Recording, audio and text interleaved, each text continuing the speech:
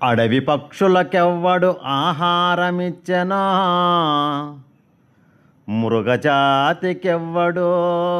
మేత పెట్టే, వనచరాధులకు భోజనం ఇవ్వడిప్పించే, చెట్లకెవ్వడు నీళ్ళు చేదిపోసే, స్త్రీల గర్భమున శిశువులనెవ్వడు పెంచే, పనులకెవ్వడు పోసే